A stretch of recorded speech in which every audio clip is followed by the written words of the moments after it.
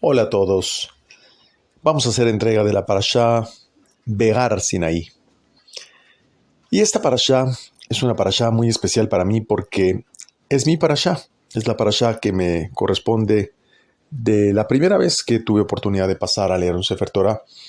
Y por el otro lado, esta parashá la quiero dedicar a mis padres, por supuesto, por obvias razones, y también a mis hijos, que finalmente serán la continuidad, si es que ellos así siguen por el camino correcto, lo que representa esta sabiduría. La parashá Be'ar Sinaí vuelve a retomar el tema del holocausto. El holocausto ya sabemos que es un sacrificio, pero en esta ocasión no solamente lo interpreta de la forma como un acercamiento.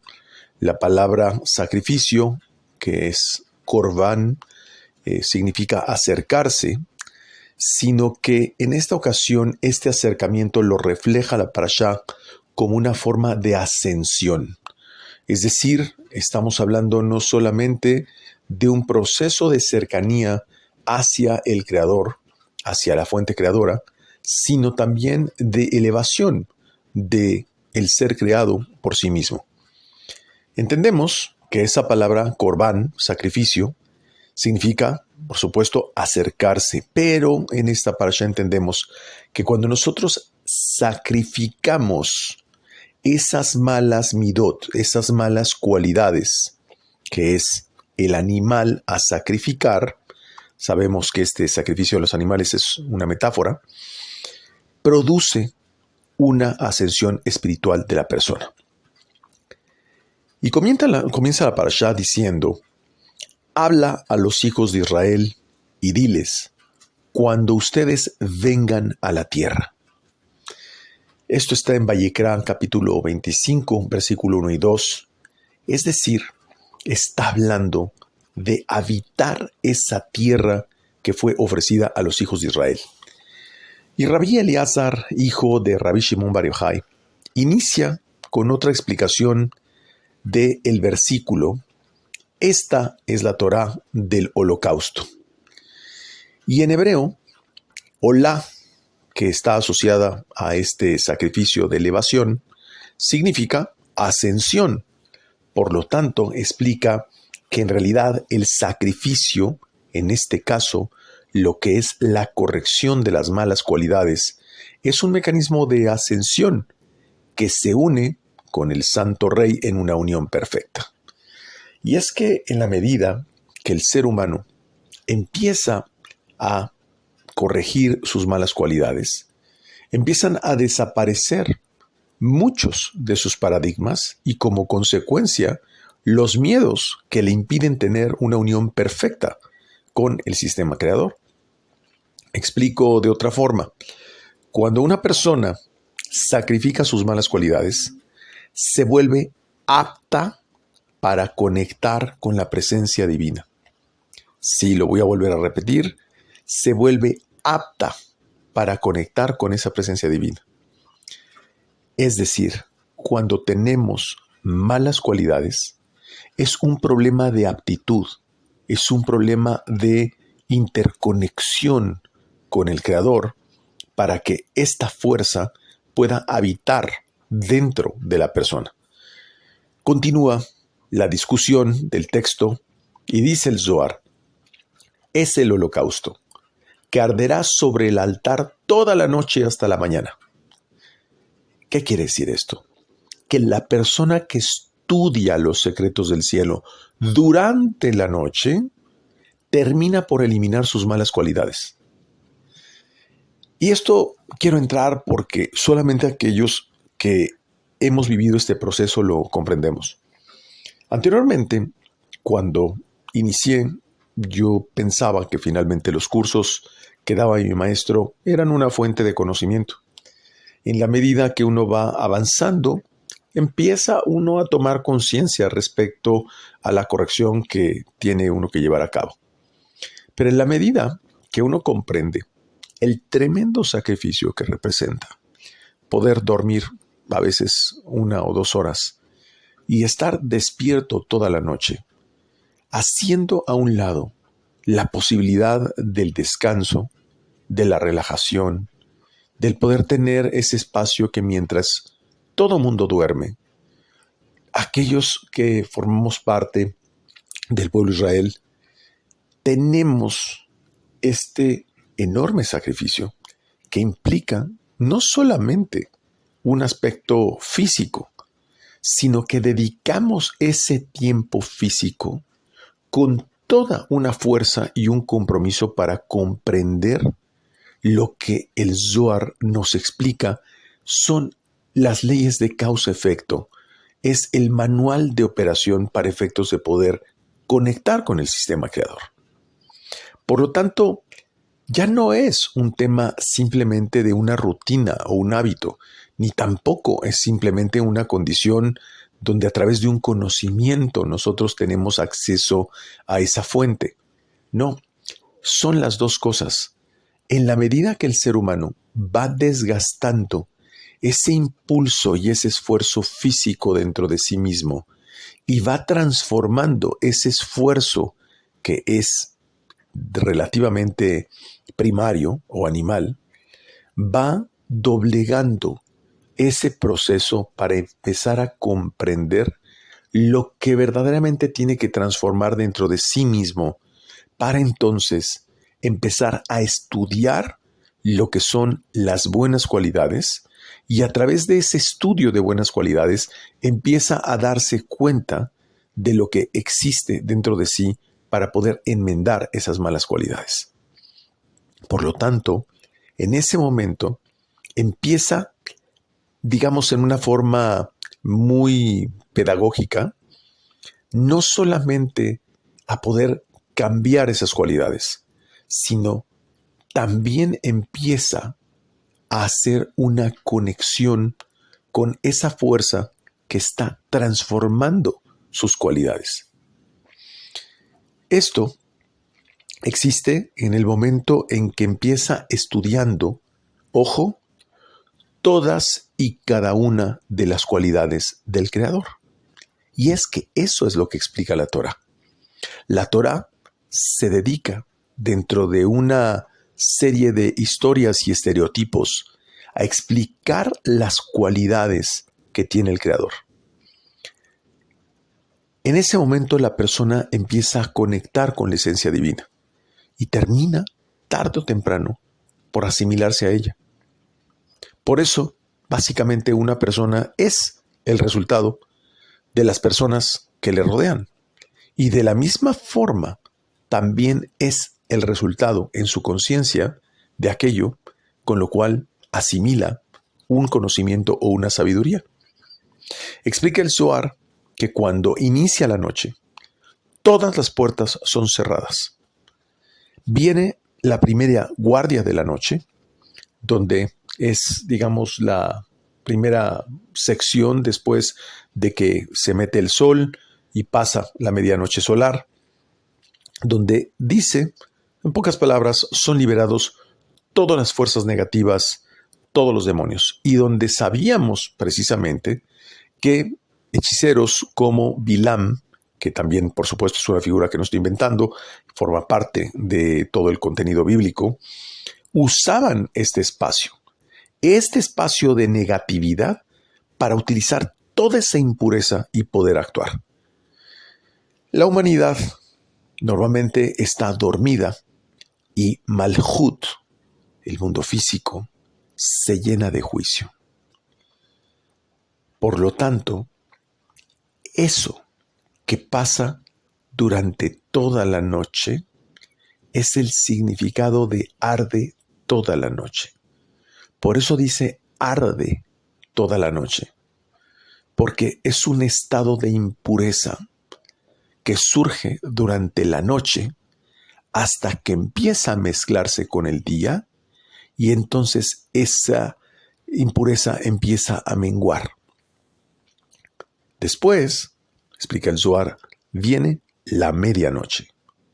Ojo, no estoy hablando de las 12 de la noche, sino de la mitad de la noche entre que se mete el sol y sale el sol. Por ejemplo, si el sol sale a las 7 de la noche y se mete a las 7 de la noche, pues obviamente la mitad, ¿no?, nos queda exactamente en medio de esos dos horarios. Y entonces dice que en la medianoche, estoy poniendo un ejemplo simplemente de horario, de la misma forma, si el sol se metió a las 7 de la noche y sale a las 7 de la mañana, entonces estamos hablando que la mitad sería aproximadamente, contamos 12 horas y contaríamos de las 7, 8, 9, 10, 11, 12, 1. La 1 de la mañana, sería la medianoche. Es decir, estamos hablando del horario exacto entre la salida del sol y la puesta del sol. El punto intermedio es la medianoche. En ese momento, en la medianoche, dice el Zohar que el viento del norte es agitado y del altar inferior llega una llama de fuego. ¿Qué quiere decir el viento del norte? Es el rigor. Y dice, a la medianoche cesa el rigor y el fuego de la espiritualidad se enciende. Por eso dice del altar inferior, porque proviene de ese deseo y ese líbido que viene en los que empiezan a estudiar. Dice que el fuego de la espiritualidad se enciende en aquellos que empiezan a despertarse y estudiar Torah. Y dice, en ese momento el gallo canta.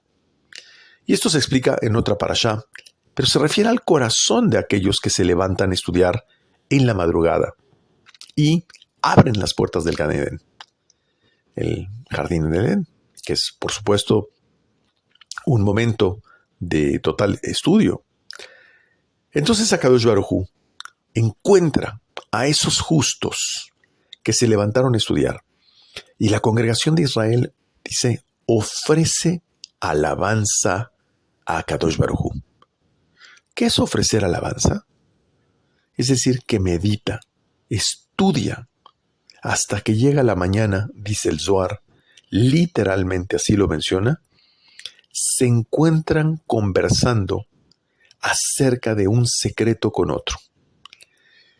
Y es a partir de que surge la tercera guardia, que es el tercer tercio de la noche, dice, y conversan a un nivel como cuando una esposa conversa un secreto con su esposo. Este último tercio es cuando llega una fluidez mental especial, una comprensión distinta del resto de la noche a aquellos que se levantan a estudiar. En este momento, los juicios y las llamas son aquietados. Abraham dice, es agitado ese viento y solo queda el Gesed con el mundo, es decir, la clemencia, y trae descanso para todos. Entonces se explica, cuando los hijos de Israel llegaron y entraron en la tierra, no había juicios inferiores. Los juicios del femenino, Malhut, descansaba en las alas de los querubines. Repito, cuando los hijos de Israel entraron en la tierra, no había juicios inferiores. Los juicios del femenino Malhut descansaba en las alas de los querubines. ¿Qué se refiere? Que cuando los hijos de Israel entran en esa tierra del estudio y la meditación de los secretos, no hay juicios inferiores. No hay juicios del femenino, de Malhut. Y dice que ella, Malhut, obtiene respiro porque los hijos de Israel no dormían hasta que ofrecían el sacrificio del crepúsculo. Es decir, hasta el amanecer, y todos los juicios eran desterrados. Era el holocausto sobre el altar, día de descanso de todos, y había solo una mujer con su marido. Es decir, esa mujer es el pueblo de Israel, que está unida con Akadosh Baruj Hu, en el momento en el cual está meditando y estudiando hasta el amanecer. Y bueno, para entenderlo, esto era un Shabbat para Kadosh Baruj Hu. Es decir, no hay ningún juicio. Este entendimiento de lo que representa el desterrar el juicio hasta el amanecer. El amanecer representa la luz, la sabiduría, pero también representa un mundo sin demonios. Por lo tanto, se convierte en un Shabbat propiamente donde no hay juicio, pero no un Shabbat físico, sino una especie de Shabbat cósmico. ¿Cuál es el secreto de esto? En pocas palabras, que cuando Israel conecta con su cabeza a través de la meditación, eso es Rosh Li, mi cabeza. Y entonces es cuando entra a través de esa estructura de pensamiento en la tierra de Israel, consigue la paz y no hay juicio. Sin embargo, agregan que Israel no se duerme sin ofrecer un sacrificio. Y eso es uno de los mayores sacrificios que precisamente se puede hacer. Y es, no se duerme sin ofrecer un sacrificio, es perdonar todo lo que te han hecho con intención y sin intención, en esta o en una vida anterior. Por lo tanto, si te acuestas y hay dolor, ansiedad o situación que en ti está asociada con un problema, con una persona, es que en realidad no has hecho este sacrificio. Ese sacrificio es una oración que se llama Ribono Shel Olam, que por igual anula todo juicio de los demás en contra de la persona que lo hace. Como la persona no tiene razón para perdonar lo que le han hecho injustamente, lo hace, lo que está haciendo es desbalancear el universo.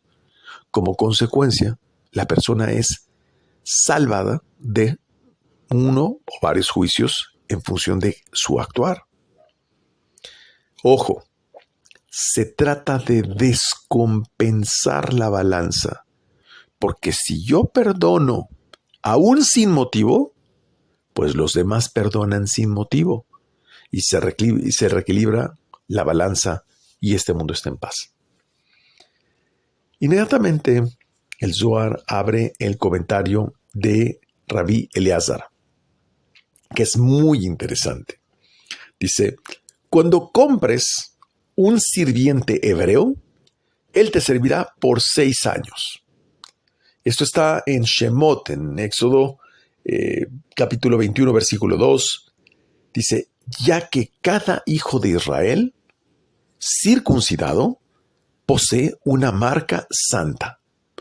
Tiene reposo el año sabático. Es decir, un sirviente hebreo no te va a servir más allá de 6 años porque tiene reposo el año sabático. Y hay que comprender de qué está hablando. El año sabático es el Shabbat de la tierra. En ese hay descanso de los juicios y es un descanso total de espíritu y de cuerpo. Entonces, te servirá por 6 años y dice, el séptimo saldrá libre. Vamos a explicar. La Hei superior del tetragrama, sabemos que el tetragrama Yud-He-Vav-Hei tiene 2 letras Hei. La letra primera Hei es y corresponde a Binah. Y la Hei inferior es Malhut. El primero, que es Binah, es el descanso para los seres celestiales. Y el segundo es el descanso para aquellos de abajo. Y la Hei superior es 7 veces 7, que son las 49 puertas de Binah, el mundo masculino. La expresión de esto es que el mundo del jubileo, el año del jubileo, que era cada 7 veces 7 años, ese representa la Hei superior. Y el año sabático representa la Hei inferior. En un mundo celestial sin juicios, el nivel del año del jubileo representa el tefilín de la cabeza. Y el otro es el tefilín del brazo. ¿Por qué estoy mencionando que es un mundo celestial sin juicios? Porque el mundo superior no hay división, no hay controversia, ahí no hay juicio. Por eso se refiere a la Hei de Binah, que es ese Shabbat celestial. Y por otro lado, nos está diciendo que el tefilín también tiene que ver con esta interpretación. Es el tefilín de la cabeza, el nivel de Binah, y es el tefilín del brazo, el nivel de Malhut. ¿Y qué tiene que ver ponerse los tefilín con el año sabático y con el año del jubileo? Porque uno representa Binah, el otro representa Malhut, y en medio está la boca del hombre, que también representa Malhut, y que hace una oración a través de la boca, pero también hace una meditación verbalizada que representa Binah. Y esta unión de Binah con Malhut trae la paz al mundo. ¿Y quién trae la paz al mundo? Aquel que usa los tefilín, que representa el año sabático y el año del jubileo, que está en ese momento haciendo la unión de los dos y trayendo la paz al mundo. Posteriormente, el Zohar explica que el hombre debe primero enfocarse en verdad y utiliza una expresión muy curiosa. Dice, en verdad, en aceptar el yugo celestial. ¿Qué es el yugo celestial? En aceptar su labor espiritual y después su labor física. Afanarse en todo lo demás que necesita. Pues si no lo hace de esta forma, no puede trabajar. Y es que en el Salmo 2, versículo 11, dice, sirvan a Hashem con temor. ¿Qué quiere decir?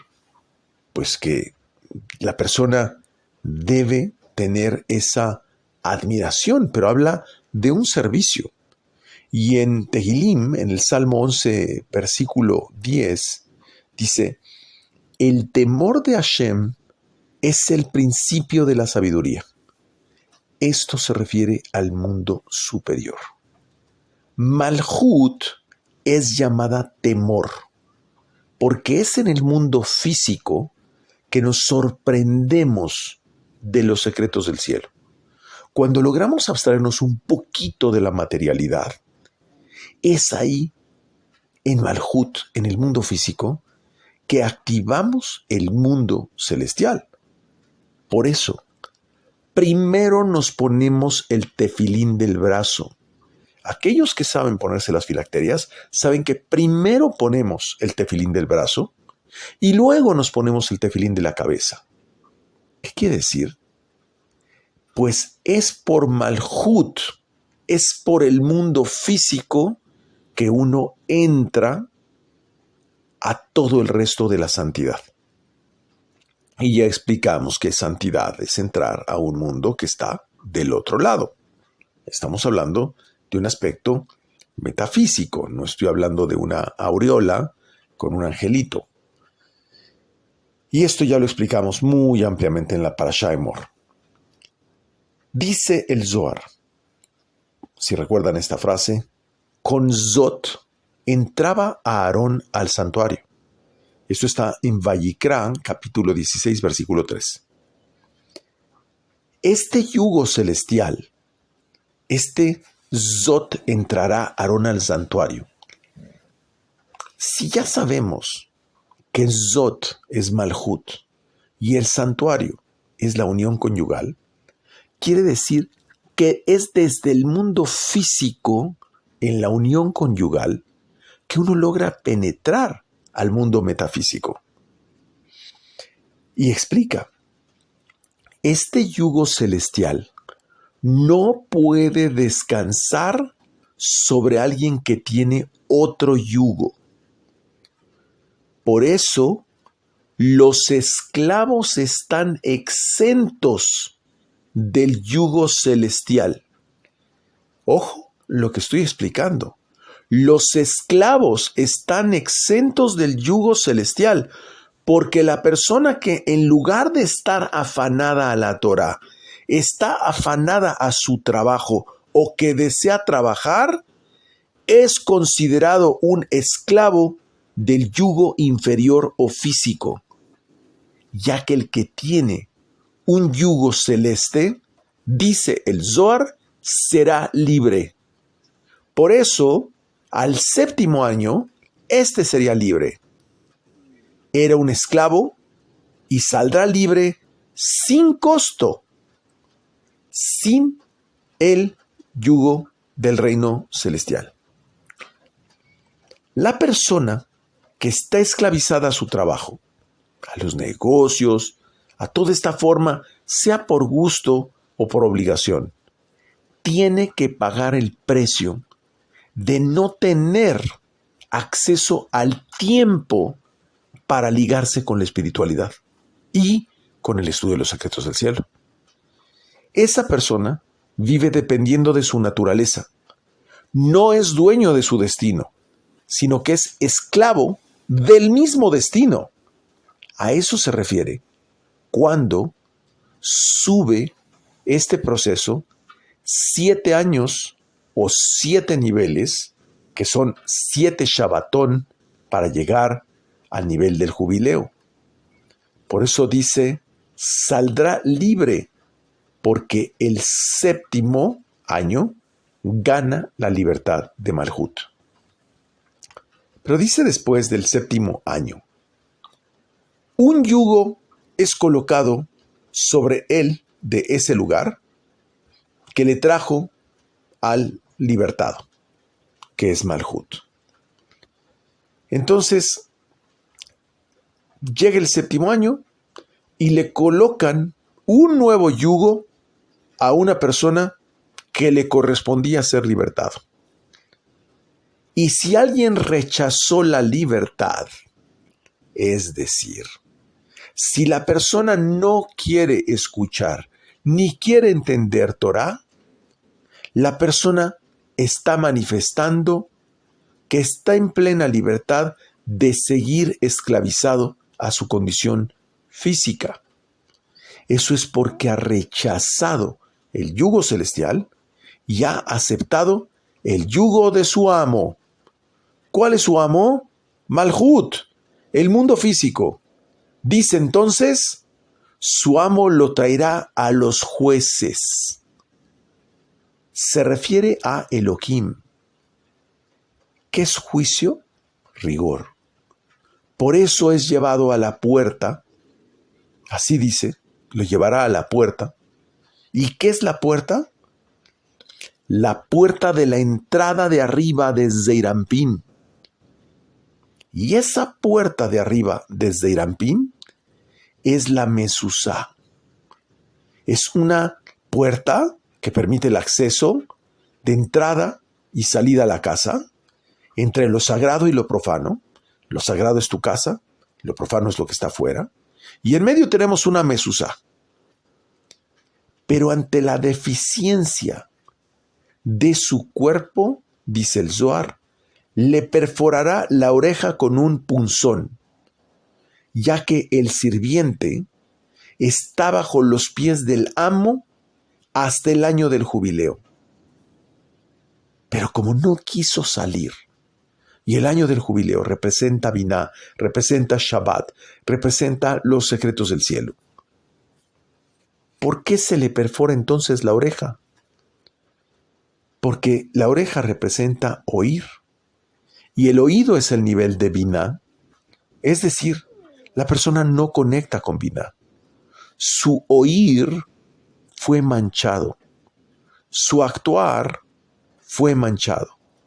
Por lo tanto, su oído es perforado para que no resulte defectuosa su acción a través de su esclavitud.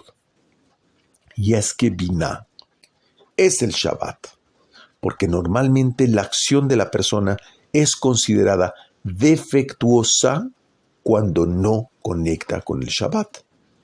Por eso dice que dejes sin cultivar una parte para que los pobres puedan comer en el año sabático. Es tener misericordia con los pobres, porque Malhut es llamada pobre, porque no tiene nada. Todo lo recibe de los demás. Por lo tanto, quien muestra misericordia con los pobres, contribuye a la paz. ¿Qué significa eso? Significa enseñar los secretos del cielo a aquellos que están en Malhut para poder derramar bendiciones sobre la congregación de Israel. Y ahora vamos a entrar en un nivel más profundo de Raya Memná, pastor fiel, es Moshe Rabenu. Y explica: pero en el 7º año habrá un Shabbat de descanso solemne. Así lo dice la Torá, en Vayikra, capítulo 25, versículo 4. Que era, digamos, el año sabático, y donde se cancelaban todas las deudas de dinero. Luego, había que contar 7 veces, 7 días. Obviamente nos está hablando del Omer. La cuenta del Omer, donde estamos en este momento acercándonos hacia Shavuot, la entrega de la Torá, donde la entrega de la Torá representa esa libertad de la fisicalidad. Y después de este espacio, que eran 7 días, siguen 7 Shabbatot, o sea, 7 años sabáticos. Es decir, eran 49 años llegando al jubileo, y en el año 50, entonces entendemos que también el año sabático representa Yesod, pero el año del jubileo representa Biná. Por eso, Beersheba es llamada hija de 7. Se refiere aquí a Yesod, porque es hija de 7 con respecto a las Sefirot que hay de Biná a Yesod. Y en realidad siempre es como se debe de contar. Así lo explica mi maestro desde Biná. Biná, Gesed, Geburah, Tiferet, Netzach, Ot y Yesod. Así es como contamos las 7 Sefirot para bajar de Biná a Yesod. Esas 7 Sefirot representan el sistema emocional, pero finalmente recordemos que culmina en la sexualidad.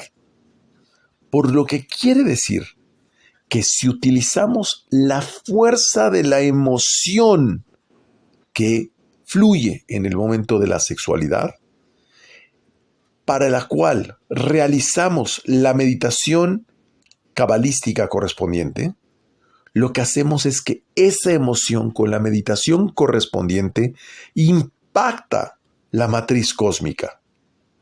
Y si el mundo de arriba está unido con el mundo de abajo, es a través de esa emoción el impacto en la matriz de esa meditación que se influencian los eventos del mundo de abajo. Esto es fundamental. Las letras hebreas son un amplificador de conciencia divina para lograr ese efecto. No se trata de meditación trascendental ni otro tipo de meditación, no. En el momento en que hay una meditación trascendental, no estamos utilizando letras hebreas. Esto es, cuando nosotros utilizamos las letras hebreas, es un amplificador de conciencia divina que junto con esa emoción que impactamos en el momento de la meditación, logra su efecto reflejo en el mundo físico, lo que la gente le llama hacer milagros. Pero aquí nos explica el Zohar que no es en una forma nada más así de simple. Nos dice que hay 7 nombres, constituidos por 7 palabras y 42 letras. Menciona literalmente cada uno de ellos. Se está refiriendo, por supuesto, a Lana Bejoaj. El primer nombre de Lana Bejoaj es Aleph, Bet, Gimel, Yud, Tav, Sadi. El segundo nombre, lo dice literalmente el Zohar, es Kuf, Resh, Ain, Shin, Tet y Nun. El tercer nombre, Nun, Gimel, Dalet, Yud, Kav, Shin. Cuarto, Beit, Tet, Resh, Sadi, Tav, Gimel. Quinto, Het, Kuf, Bet, Tet, Nun, Ain. Sexto, Yud, Gimel, Lamed, Pe, Zain, Kuf. Y finalmente el séptimo, Shin, Kuf, Bav, Sadi, Yud, Tav.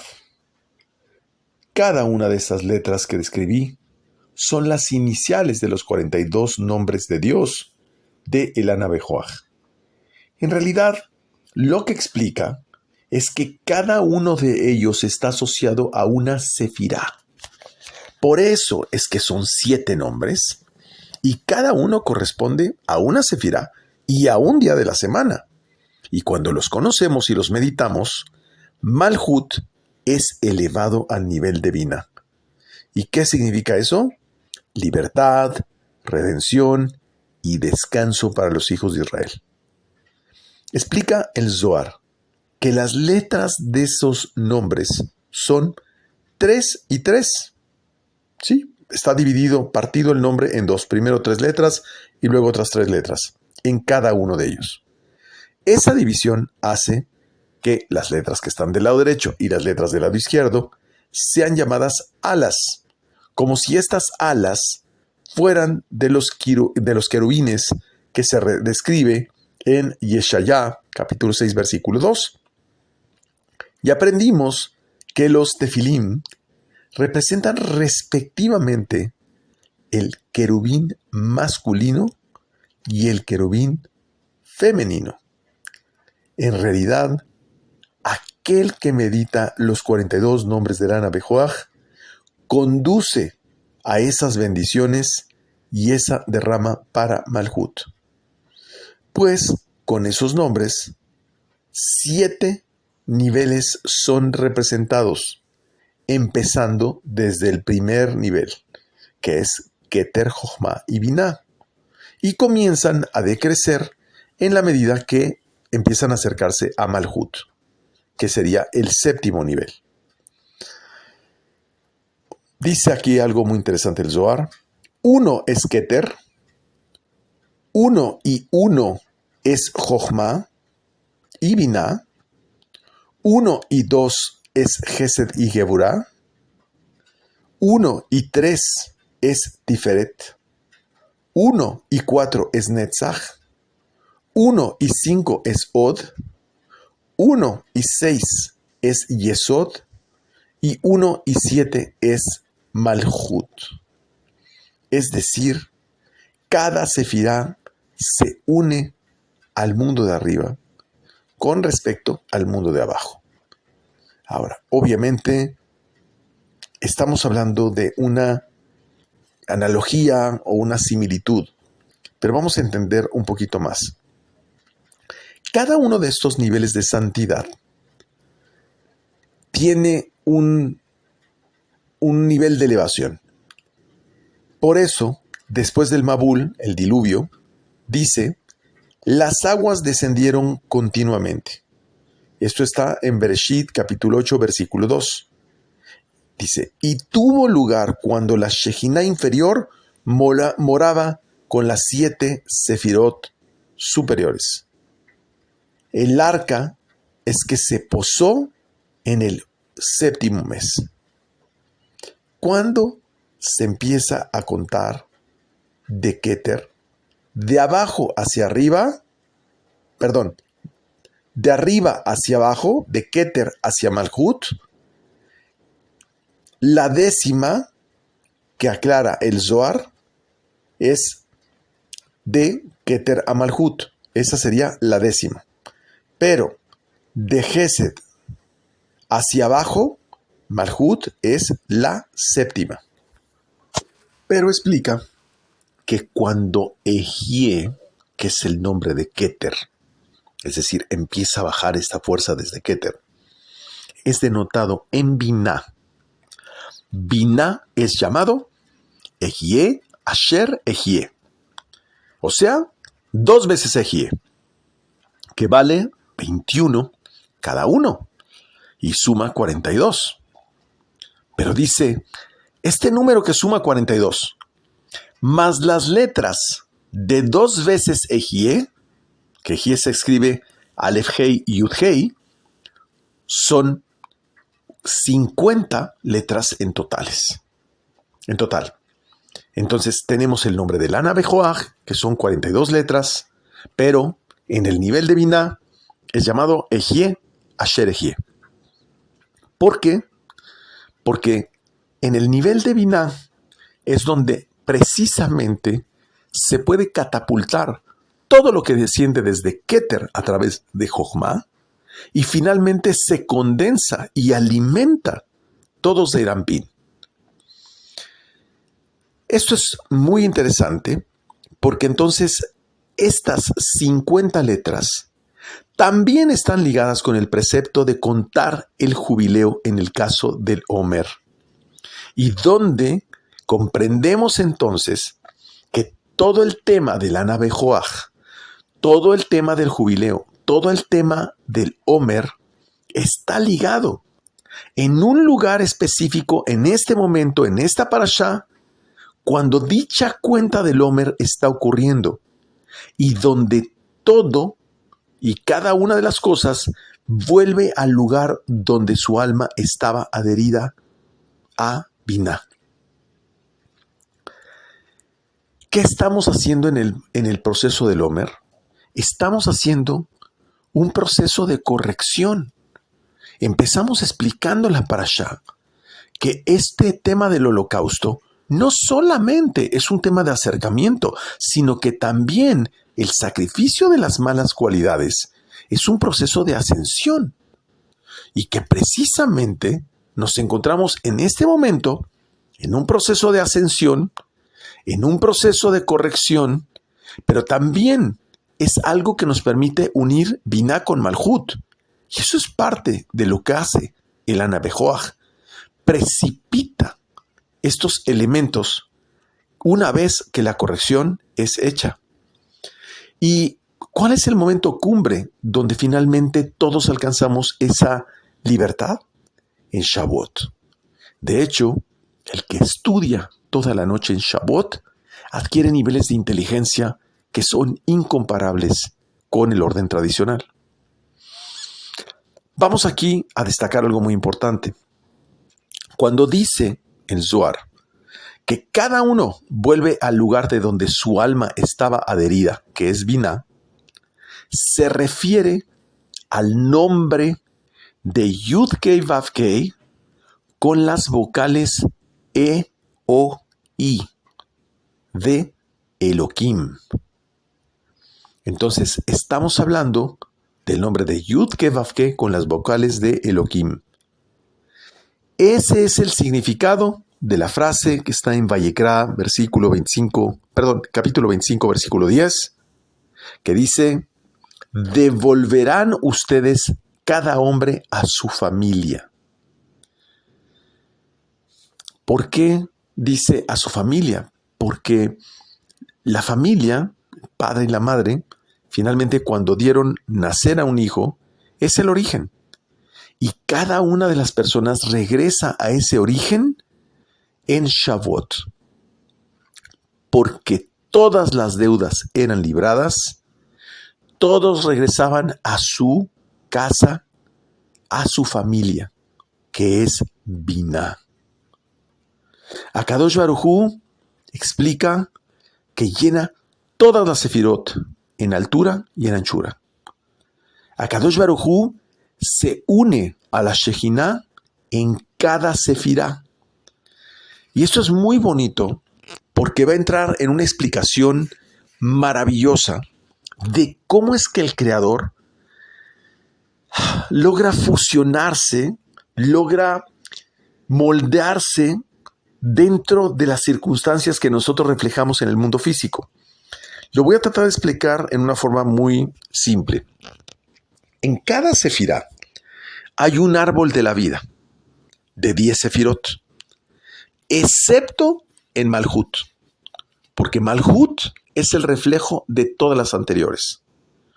Por lo tanto, como lo vamos a explicar más adelante, es a través de Malhut que nosotros buscamos este proceso de ascensión, y entonces el nivel de Malhut de cada sefirá se une a ese nivel de Malhut físico para poder precipitar todo lo que viene de cada una de las diferentes sefirot.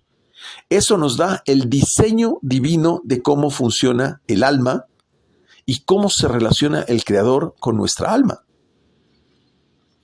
Sin embargo, a pesar de que podemos hacer un diseño de esto, aclara el Zohar que así como las sefirot pueden ser consideradas para efectos didácticos solamente, como si fueran miembros del Creador que se unen con nuestra alma, aclara que el Creador, Akadosh Baruj Hu, no tiene miembros, sino que es una manifestación de su existencia en el mundo físico.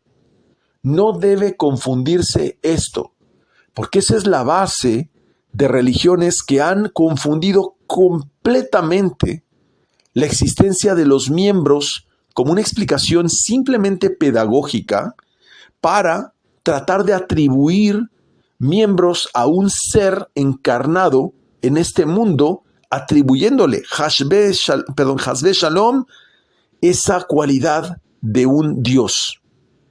No, es el hombre el que tiene esa cualidad de ascensión para efectos de conectarse con el Creador. No es que el Creador tiene que manifestarse por el mecanismo de un hombre físico en este mundo, de ninguna manera. El año sabático, en otro tema, representa la Shejinah inferior.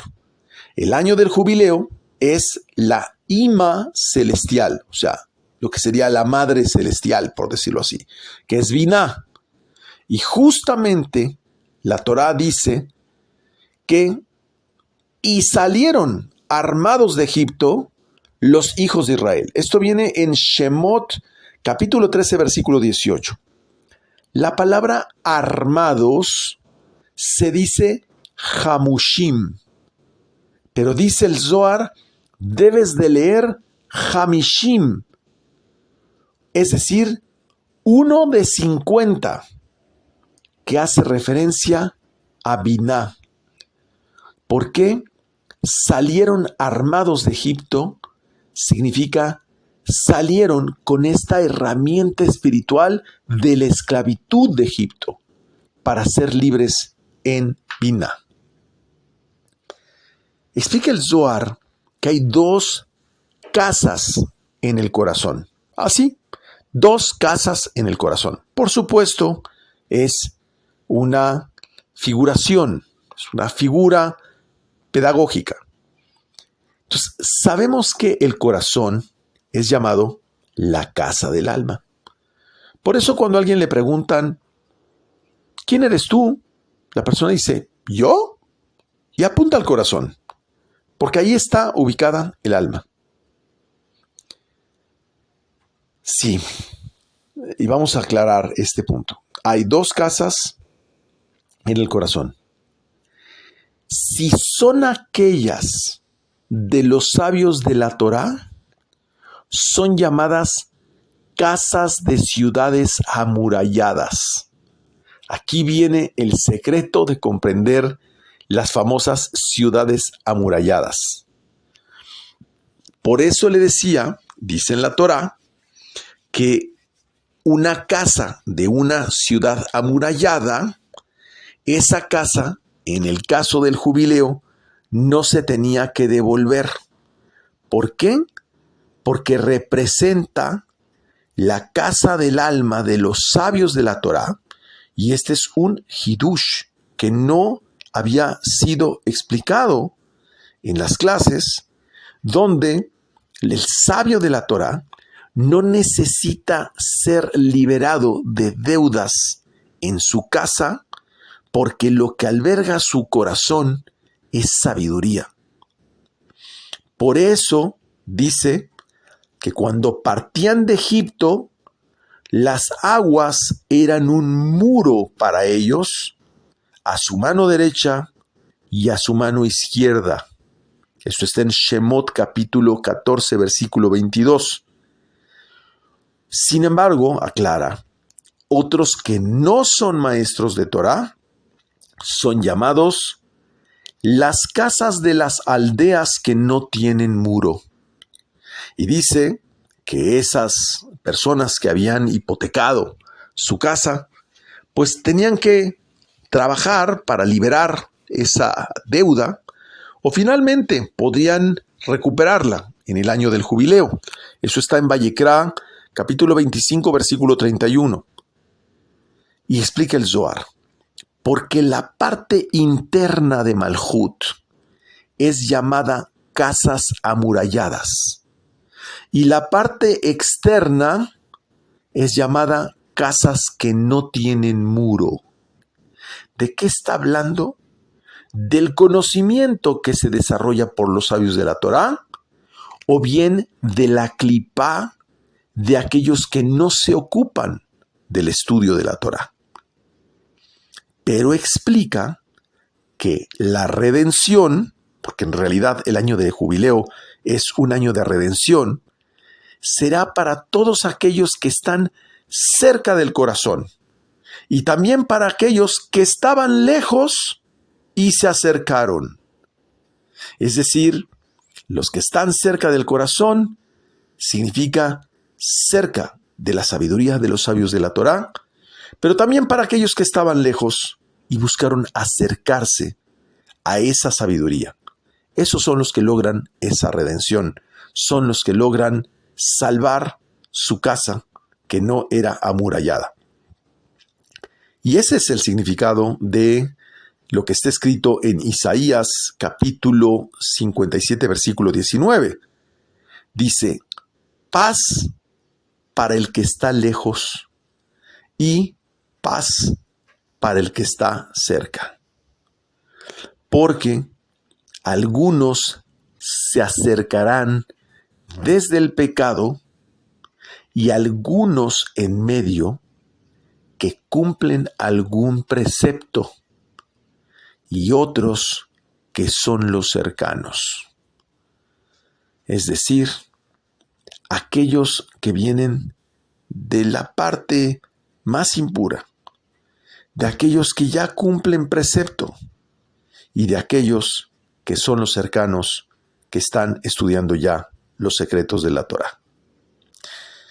Pero dice aquí que también en un nivel superior, el jubileo nos habla de la redención y que en la era del jubileo, que es la redención verdadera, se refiere al sonido o al sonar del shofar, que será un precepto, ¿sí? Una mitzvah.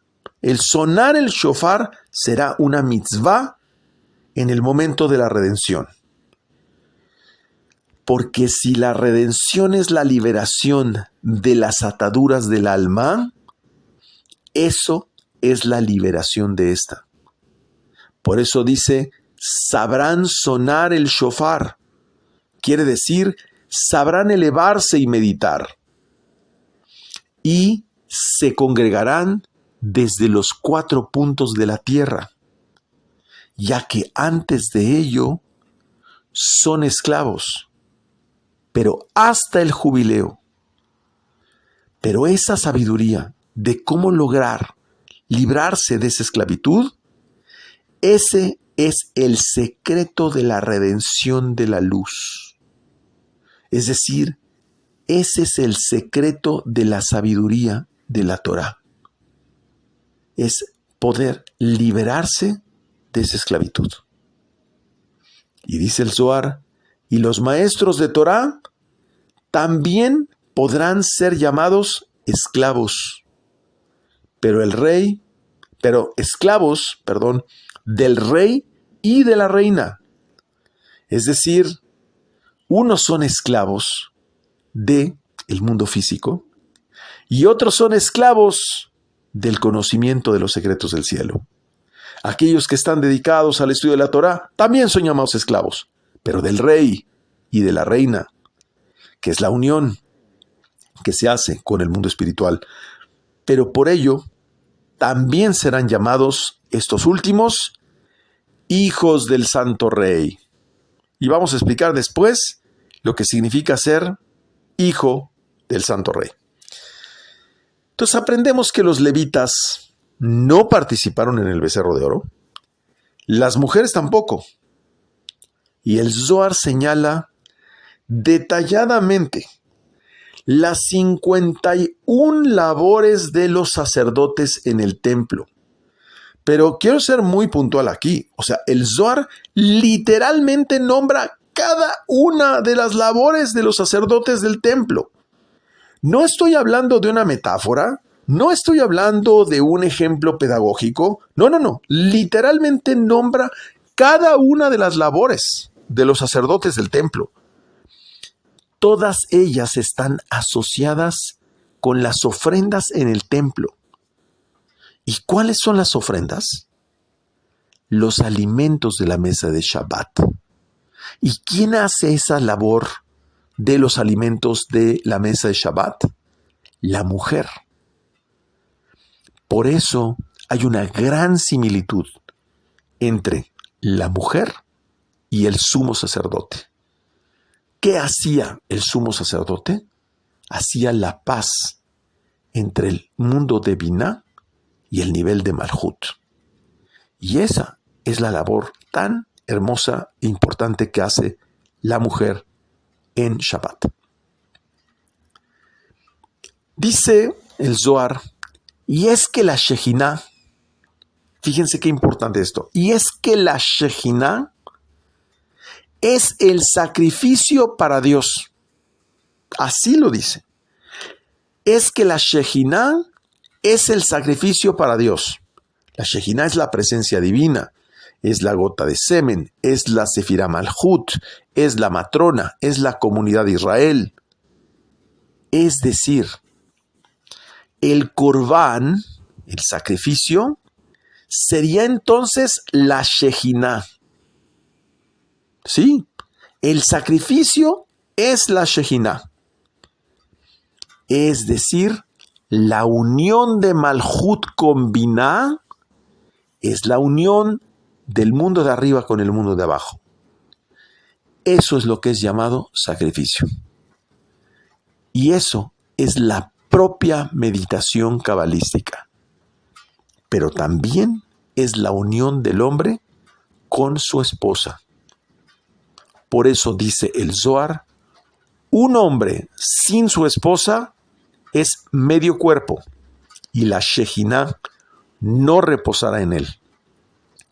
Porque si obviamente la Shejinah es comparada con el sacrificio, es obvio que el hombre necesita estar completo. De otra forma, no puede ofrecer un sacrificio. Por eso, desde el mundo de Atzilut, en la meditación, no hay separación entre la Shejinah y Akadosh Baruj Hu. Pero cuando están separados, no hay bendición, no hay santidad. Y Akadosh Baruj Hu no está con la Shejinah. Por eso la importancia tan grande de que el hombre se una con su esposa en Shabbat. Entendemos aquí que nosotros podemos ir al mundo de las causas, pero la causa de las causas es Akadosh Baruj Hu mismo. Y ahí no llegamos. A la causa de las causas, ahí no llegamos. Esa es luz del infinito. Y dice en una clase reciente mi maestro del Sefer Amidot de Rabbi Nachman de Breslev, dice que no debes de perder mucho tiempo con la luz del infinito. ¿Por qué? Porque nunca lo vas a comprender.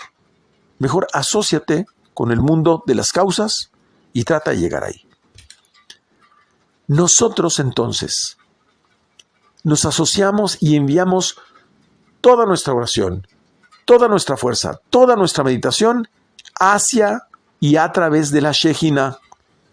Y después Akadosh Baruj Hu se encarga de repartir por los diferentes canales. Hay diferentes grados de significado de la Torá y también hay diferentes niveles de sacrificio.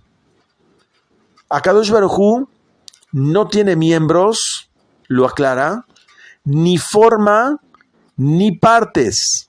Lo voy a decir con mucha claridad. Dios no tiene cuerpo, no tiene miembros, no tiene forma, ni tiene partes. Está escrito literalmente en el Zohar. Y nunca debemos sacrificar ni adorar ídolos. Y dice el Zohar, adorar ídolos equivale al incesto. Ya hemos explicado esto. ¿Qué quiere decir?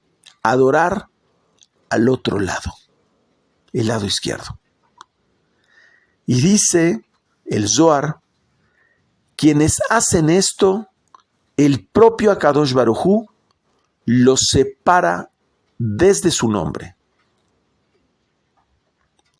Y por el contrario, dice, debe aprender la Torá, que es un mecanismo de sociedad con el Creador. ¿Qué significa esto de un mecanismo de sociedad con el Creador?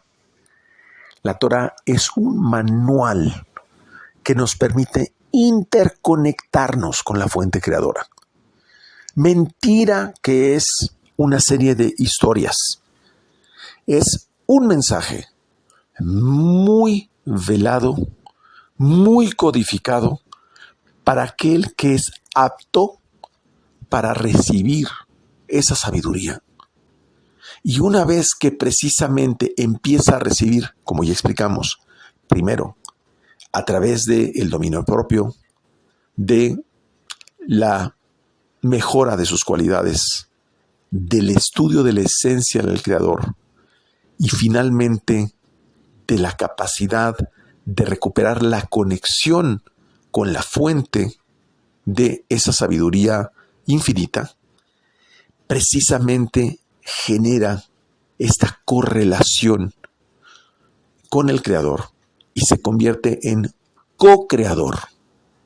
Por eso tiene una sociedad con el Creador, porque adquiere a través de ese estudio y esa conexión las mismas cualidades que su Creador.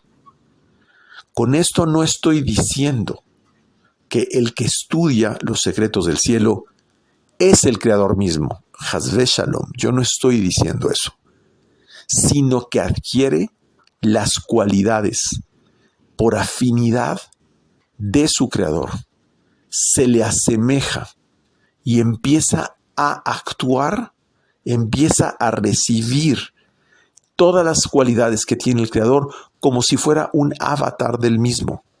En realidad la persona no hace nada, es el Creador el que lo hace, pero solamente hacia aquel que es apto para poder recibirle y permitir que el Creador habite en él.